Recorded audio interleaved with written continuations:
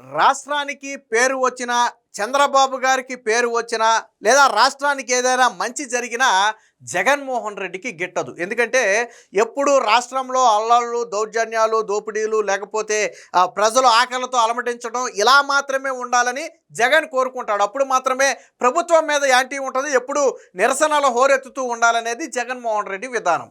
So అలా కాకుండా అందుకు భిన్నంగా ఆంధ్రప్రదేశ్లో ఏదైనా మంచి జరిగితే జగన్మోహన్ రెడ్డికి ఇబ్బంది.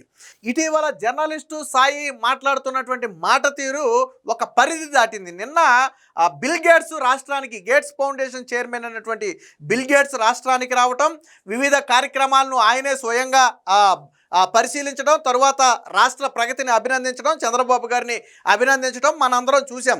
సో బిల్ గేట్స్ అంటే ప్రపంచంలో తెలియని వ్యక్తి లేడు, ఆ విషయం మనందరికీ తెలిసిందే. సో నిన్న నేషనల్ మీడియా అంతా కూడా చంద్రబాబు గారితో బిల్ గేట్స్ నిర్వహిస్తున్నటువంటి ఈ ప్రోగ్రామ్స్ మీదే దృష్టి పెట్టి ఒక రకంగా ఆశ్చర్యం కూడా పోయింది. ఆయనతో అంత టైం స్పెండ్ చేయడంతో పాటు అటు ఆర్టీజీఎస్కి, ఇటు వ్యవసాయ క్షేత్రంలోకి, అలాగే ఇతర మీటింగుల్లోకి, అంటే అంత టైం స్పెండ్ చేయడం అనేది ఆశ్చర్యపోయారు. స్వయంగా బిల్ గేట్సే వ్యవసాయ క్షేత్రంలోకి వెళ్ళాడు, రైతులతో ఆయనే మాట్లాడాడు స్వయంగా. సో ఇవన్నీ ఆశ్చర్యపోయారు. స్వయంగా రైతులు చేసిన వంటకాలను బిల్ గేట్స్ టేస్ట్ కూడా చేశాడు.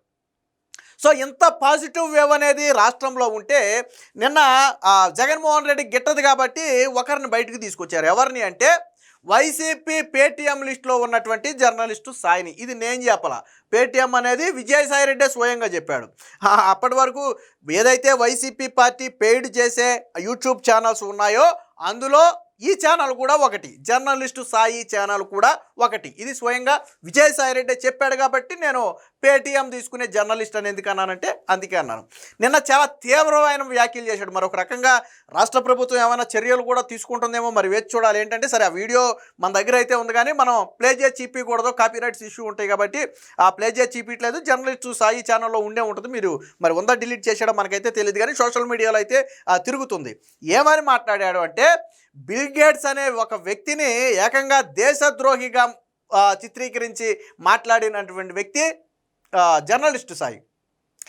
బిల్ గేట్స్ అనే ఒక వ్యక్తి ప్రపంచాన్ని పట్టి పీడిస్తున్నటువంటి చీడలాగా ఆయన్ని పోల్చి మాట్లాడినటువంటి వ్యక్తి సాయి రెడ్డి. సో ఎంత దారుణమైనటువంటి మాటలు అంటే ఏంటి, బిల్ గేట్స్ మీద ఎందుకు ఇంత వ్యతిరేకత నాకు అర్థం కాల. బిల్ గేట్స్ అనే ఒక వ్యక్తి అంట ప్రపంచ ఆరోగ్య రంగానికి పట్టినటువంటి ఒక పీడలాగా ఆయన మాట్లాడటం జరిగింది. అసలు బిల్ గేట్స్ అంటేనే ఆయన సేవా కార్యక్రమాలు అలాగే డెవలప్మెంట్కి సంబంధించినటువంటి వ్యక్తి. సాధారణంగా బిల్ గేట్స్ అంటే మనకి మైక్రోసాఫ్ట్ గుర్తు వస్తుంది. ఇప్పుడు ప్రధానంగా ఆయన ఫౌండేషన్ ఏంటంటే ఆరోగ్య రంగంలో కీలకమైనటువంటి ప్రాజెక్టులు చేపట్టింది. అందులో ఒక ప్రాజెక్టు సంజీవని ప్రాజెక్టులో మన ఆంధ్రప్రదేశ్ భాగస్వామ్యం ఆల్రెడీ కుప్పంలో ఇంప్లిమెంట్ కూడా జరుగుతుంది. సో అంటే ప్రపంచానికి, అంటే ఆరోగ్య రంగానికి ఈయన చేసినటువంటి దీని గురించి ప్రపంచమే గొప్పగా చెబుతుంటే ఇక్కడ సాయి మాత్రం చాలా నీచంగా పోల్చి మాట్లాడాడు. సో ఎంత దారుణమైన విషయం అంటే మీరు ఒకసారి ఆ మాటలు వింటే మీకు అర్థమవుతుంది. ఎందుకు ఇంత అక్కసు నాకు అర్థం కాల. బిల్ గేట్స్ని ఏకంగా దేశద్రోహి లాంటి వ్యక్తిని తీసుకొచ్చి ఎందుకు చంద్రబాబు నాయుడు నెత్తి మీద పెట్టుకుంటున్నాడు? ఒకప్పుడు మైక్రోసాఫ్ట్ అంటే అందరూ అభినందించారు, కానీ ఈరోజు ఆరోగ్య రంగానికి అంటే అసలు వ్యాధులు సృష్టిస్తున్నదే ఆయన అన్నట్టుగా మాట్లాడాడు. అంటే ఇంత నీచంగా ఎందుకు దిగజారి మాట్లాడాడు నాకు అర్థం కాల. ఒక పక్క బిల్ గేట్స్ రాక రాష్ట్రానికి ఒక వరం లాంటిది, ఇది మరింత రాష్ట్రానికి పెట్టుబడులకు మరింత ఊతాన్ని ఇస్తుంది అని చెప్పి ప్రపంచమే మాట్లాడుకుంటుంటే ఆ బిల్ గేట్స్ అనే ఒక వ్యక్తిని అత్యంత నీచంగా చిత్రీకరించి మాట్లాడటం అనేది నాకు పాలుపోవట్లేదు అసలు. మరి దీని మీద రాష్ట్ర ప్రభుత్వం చర్యలు తీసుకోవాలి. ఎందుకంటే ఇప్పుడు అలాంటి వ్యక్తి ఆంధ్రప్రదేశ్ వచ్చినప్పుడు ఇలాంటి వాళ్ళు ఏకంగా దేశద్రోహి అనే ఒక పదాన్ని కూడా వాడాడు. దేశానికే దేశద్రోహి లాంటి పదం వాడాడు. అలాంటి పదాలు ఎవరికి వాడతాం మనం తెలుసు కదా. సో దేశద్రోహి పదం లాంటి పదం బిల్ గేట్స్కి వాడటం అంటే నాకు అర్థం కాల. అంటే బిల్ గేట్స్ అనే ఒక వ్యక్తి ఆరోగ్య రంగంలో ఆయన కొన్ని ప్రాజెక్టులు చేస్తున్నాడు, కానీ వీళ్ళనేది ఏంటి, అసలు ఆయన వల్లే ఒక వ్యాక్సిన్ కోసం ప్రపంచాన్ని నాశనం చేసినటువంటి వ్యక్తి అని చెప్పి బిల్ గేట్స్ మీద ఒక అభాండం కూడా వేశాడు. వాస్తవానికి ఇవన్నీ ఎక్కడా కూడా ప్రూవ్ అయినాయి కాదు, ఎవరో ఎంత నీచంగా మాట్లాడాల బిల్ గేట్స్ గురించి. బిల్ గేట్స్ అంటే మొదటి గుర్తొచ్చేదే మనకి హ్యూమానిటీ ఫస్ట్ వింగ్లో. మరి ఎందుకు నిన్న జర్నలిస్టు సాయికి ఇంత అక్కసు పొడుచుకొచ్చిందంటే మేబీ జగన్మోహన్ రెడ్డి రంగంలో దింపుంటాడు. ఆల్రెడీ ఒక పక్క పాజిటివ్ తన్నుకుంటూ వస్తుంది కాబట్టి బిల్ గేట్స్ మీద తీవ్రమైన వ్యాఖ్యలు చేసి దాన్ని డౌన్ చేయాలి. బిల్ గేట్స్ అనే వ్యక్తి రాష్ట్రానికి రావటం వల్ల లాభం కంటే నష్టమే ఎక్కువ జరుగుతుందనే విషయాన్ని ప్రజలకి చెప్పాలనుకున్నాడేమో నాకు అర్థం కాల. ఆయన అటు వ్యవసాయ రంగంలోనూ కొంత ఆయన పాత్ర ఉంది, ఆరోగ్య రంగంలో కూడా ఆయన పాత్ర ఉంది. సో ఆయన ఆ multiple projects bill gates foundation అనేది, గేట్స్ ఫౌండేషన్ అనేది మల్టిపుల్ ప్రాజెక్టులు చేపట్టింది. ఆయన ఏమి మన రాష్ట్రానికో మన దేశానికో వచ్చాడు కదా, ఆయన ప్రపంచవ్యాప్తంగా తిరిగేటువంటి వ్యక్తి, ప్రపంచమే ఆయన రాక కోసం ఎదురు చూసేటువంటి వ్యక్తి మన ఆంధ్రప్రదేశ్కి రావటాన్ని మనం గర్వంగా ఫీల్ అవ్వాల్సింది పోయి, సరే ఆయన వల్ల మంచి జరిగిందా చెడు జరిగిందా కాసేపు పక్కన పెడదాం, అలాంటి వ్యక్తి రాష్ట్రానికి రావడం అనేది రాష్ట్రానికి ఖచ్చితంగా పాజిటివ్ వైపే. మరి ఎందుకు జర్నలిస్టు సాయికి అంత అక్కసు వచ్చింది నాకు అర్థం కాల. అంటే వైద్య రంగాన్ని మొత్తాన్ని ఈయనే చేతుల్లో పెట్టుకుని ఆడిస్తున్నాడు అన్న స్థాయిలో వ్యాఖ్యలు చేశాడు. పోనీ ఫలానా ఇదిగో ఇది రీజన్, నేను బిల్ గేట్స్ని విమర్శించడానికి ఇది రీజన్, ఆయన చేసిన ఈ పని వల్ల ఇదిగో ఇంతమందికి నష్టం జరిగింది, లేదా దీనివల్ల వీళ్ళు సఫర్ అయ్యారు అని ఏదైనా ఒకటి చెప్పుండుంటే బాగుండేది. అలాంటివేవి కూడా చెప్పకుండా బిల్ గేట్స్ మీద ఆ స్థాయి నిందలు, ఆ స్థాయి ఆరోపణలు చేసి మాట్లాడటం అనేది నాకు తెలిసి జగన్మోహన్ రెడ్డి రంగంలో దింపుంటాడు. మొదట్లో విజయసాయి రెడ్డి ఒక మాట చెప్పాడు కదా, ఆ మాటకి నిజం చేసినట్టుగా మారింది. విజయసాయి రెడ్డి ఏమన్నాడు చూద్దాం, ఏనండి ఒకసారి. విజయసాయి రెడ్డి సపరేట్ పార్టీ పెట్టి దానికి చంద్రబాబు మద్దతు తీసుకుని నాయుడు గారి దగ్గర నుంచి నేను ఆర్థిక సహాయం పొంది ఆయనలో ఒక భాగస్వామిని అయిపోతాను అని ఒక ఆరోపణ చేశాడు. ఆయనకి ఎవరు చెప్పారో నాకైతే తెలియదు. ఈ జర్నలిస్ట్ సాయి స్వీయ పరిజ్ఞానాన్ని ఉపయోగించి ఈ జర్నలిస్ట్ సాయి అనేటటువంటి వ్యక్తి వైఎస్ఆర్సీపీ పేటిఎం బ్యాచ్ ఎవరికైతే మంత్లీ పే చేస్తున్నారో యూట్యూబ్ ఛానల్స్ కి, దాంట్లో ఒక వ్యక్తి. విన్నారు కదా, స్వయంగా సాయి గురించి విజయసాయి రెడ్డి చెప్పాడు. నేను మొదట్లోనే చెప్పా, ఎందుకు సాయిని పేటీఎం బ్యాచ్ అని అన్నాము అంటే విజయసాయి రెడ్డి చెప్పాడు. నిన్న మొన్నటి వరకు వైసీపీ పార్టీలో నెంబర్ 2 స్థానంలో ఉన్నటువంటి విజయసాయి రెడ్డే చెప్పాడు, వైసీపీ పార్టీ ప్రతి నెల ఇంత అని పే చేసే యూట్యూబ్ ఛానల్స్లో జర్నలిస్టు సాయి కూడా ఒకడు. సరే, సోషల్ మీడియాలో నెలకు 3 లక్షలు ఇస్తున్నారని ఒకడు, 5 లక్షలు తీసుకుంటున్నారని ఒకడు, రకరకాల కథనాలు వేసుకుంటున్నారు. సరే, అవన్నీ మన దగ్గర ప్రూఫ్స్ లేవు, కానీ సోషల్ మీడియాలో నడుస్తున్నటువంటి చర్చ అది. సరే, ఎంత అనేది పక్కన పెట్టి విజయసాయి రెడ్డి స్వయంగా చెప్పాడు. పేటీఎం బ్యాచ్ అనే పదాన్ని స్వయంగా విజయసాయి రెడ్డి వాడాడు. మీరు నేను చెప్తే అబద్ధం కావచ్చు, కానీ ఆ పార్టీలో నిన్న మొన్నటి వరకు ఆ నెంబర్ 2 స్థానంలో ఉండి సోషల్ మీడియా మొత్తాన్ని సింగిల్ హ్యాండ్తో మెయింటైన్ చేసినటువంటి విజయసాయి రెడ్డికి తెలీదా ఆ జర్నలిస్టు సాయి అనే వ్యక్తి ఎవరో? ఆయన క్లియర్గా చెప్పాడు, వైసీపీ పార్టీ నెల నెల పే చేసే యూట్యూబ్ ఛానల్స్లో జర్నలిస్ట్ సాయి కూడా ఒకడు. బహుశా ఈ జర్నలిస్ట్ సాయిని ఎందుకు పెంచి పోషిస్తున్నారు అంటే, ఎందుకు నెల నెలా డబ్బులు ఇస్తున్నారు అంటే, రాష్ట్రంలో జరిగే ప్రతి మంచి కార్యక్రమాన్ని విమర్శించడమే జర్నలిస్టు సాయి ఉద్దేశం. మచ్చుకి కూడా ఎస్ చంద్రబాబు శభాష్ ఈ పని చేశాడు అని ఈవెన్ గూగుల్ డేటా సెంటర్ వచ్చినప్పుడు కూడా అభినందించిన పరిస్థితి. సరే, ఇప్పుడు బిల్ గేట్స్ అంటే నువ్వేదో వ్యాఖ్యలు చేసావు, గూగుల్ డేటా సెంటర్ రావడం వల్ల నీకు వచ్చిన నష్టం ఏంటి? గూగుల్ డేటా సెంటర్ పైగా దాని మీద విమర్శలు చేసే ప్రయత్నం, దానికి విద్యుత్ ఎక్కువ ఖర్చు అవుద్ది, పర్యావరణం ఎక్కువ నష్టపోద్దని విమర్శలు చేసే ప్రయత్నం చేసినటువంటి పరిస్థితి. అంటే రాష్ట్రంలో జరిగే ప్రతి మంచిని కూడా చెడుగా చూపించాలి. రాష్ట్రంలో పొరపాటును ఎక్కడైనా ఏదైనా ఒక చిన్న అవాంఛనీయ ఘటన జరిగితే దాన్ని భూతద్దంలో పెట్టి ప్రజలకు చూపించాలి. ఎక్కడైనా చిన్న ఘటన జరిగితే, ఎక్కడైనా ప్రభుత్వ సేవాలోపం ఏర్పడితే, లేదా ఎక్కడైనా రాజకీయాల్లో కొంత లోపం ఏర్పడితే దాన్ని భూతద్దంలో పెట్టి చూపించడం కోసమే జర్నలిస్టు సాయిని వాడతారు. అలాంటి జర్నలిస్ట్ సాయిని నిన్న వచ్చినటువంటి పాజిటివ్ని తగ్గించడం కోసం వాళ్ళు చేసిన ప్రయత్నం.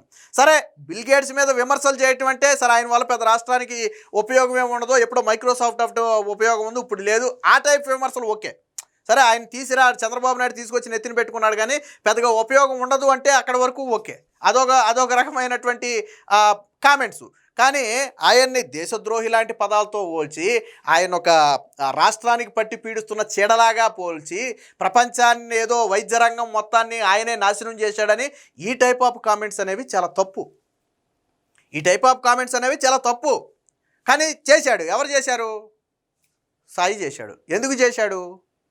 ఎందుకు చేశాడు అంటే, నిన్న వచ్చిన పాజిటివ్ తగ్గించాలి. ఆల్రెడీ ఎప్పుడైతే గూగుల్ డేటా సెంటర్ ఆంధ్రప్రదేశ్కు వచ్చిందో ప్రపంచమే మన వైపు చూసింది. సో ఇప్పుడు బిల్ గేట్స్ ఆంధ్రప్రదేశ్కు వచ్చి పైగా నిన్న చంద్రబాబు గారిని పొగట్టడం అనేది పాపం వీళ్ళకి నచ్చలా. చంద్రబాబు నాకు ఓల్డ్ ఫ్రెండు, ఈయన లాంటి వినూత్న ఆలోచనలు ఉన్నటువంటి వ్యక్తిని నేను ప్రపంచంలో ఎక్కడా చూడలేదు, ఒక సింగపూర్ ప్రధాని మాత్రమే చంద్రబాబు గారి ఆలోచనలతో సరితూగుతాడు, ఆయన కూడా అంతే వినూత్నంగా ఆలోచించి ఒక 10-15 ఏళ్ళు ముందుంటాడు ఆయన. అలాంటి ఆలోచనలు ఒక చంద్రబాబులో చూసాను తప్ప మిగతా నాయకుల్లో ఎక్కడ నాకు కనపడలేదని, అంటే ఆయన మీద పొగిడితే అది వీళ్ళకి నచ్చలా. అదేమి బిల్ గేట్స్కి మీరు నేను పొగడమని చెప్తే పొగిడే వ్యక్తి కాదు ఆయనేమి. ఆయనకేమి ప్రశంసలో పొగడతలో ఆయనకేం కొత్త కాదు. సాధారణంగా ఆయన ఎక్కువగా ఎవరి గురించి మాట్లాడు. బట్ చంద్రబాబు గారి గురించి నేను నా స్థాయిలో మాట్లాడారు అంటే సో ఆయన గతంలో గుర్తించింది. ఆయన 97లోనే నేను చంద్రబాబు విజన్ గుర్తించానని ఆయన నిన్న చెప్పాడు. ఆయన మైక్రోసాఫ్ట్ అంటే ఏంటో ఎవరికి తెలియని రోజుల్లోనే ఆయన మైక్రోసాఫ్ట్ తీసుకురమ్మని నన్ను అడిగాడు అని స్వయంగా నిన్న బిల్ గేట్సే చెప్పాడు ఆయన. సో ఇవి వీళ్ళకి రుచించరా. చంద్రబాబు గారిని బిల్ గేట్స్ అనే వ్యక్తి పొగట్టడం అనేది ప్రపంచంలోనే ఒక వార్తగా మారుద్ది. మనం ఈ దేశంలోనే కాదు ప్రపంచంలోనే ఒక వార్తగా మారుద్ది. సో అది వీళ్ళకి నచ్చలేదు. అందుకని నిన్న అత్యంత నీచమైన కామెంట్స్ బిల్ గేట్స్ మీద చేయడం జరిగింది.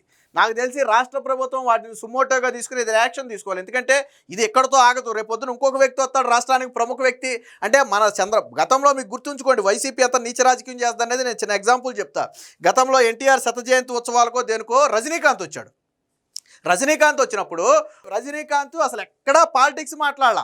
ఆయనకు చంద్రబాబు గారికి ఉన్న అనుబంధం గురించి ఎన్టీ రామారావు గారి గురించి మాత్రమే రజనీకాంత్ మాట్లాడితే జగన్ సీఎంగా ఉన్నాడు. వైసీపీ సోషల్ మీడియా మొత్తం కూడా రజనీకాంత్ మీద ఎంత తీవ్ర విమర్శలు చేశాయి.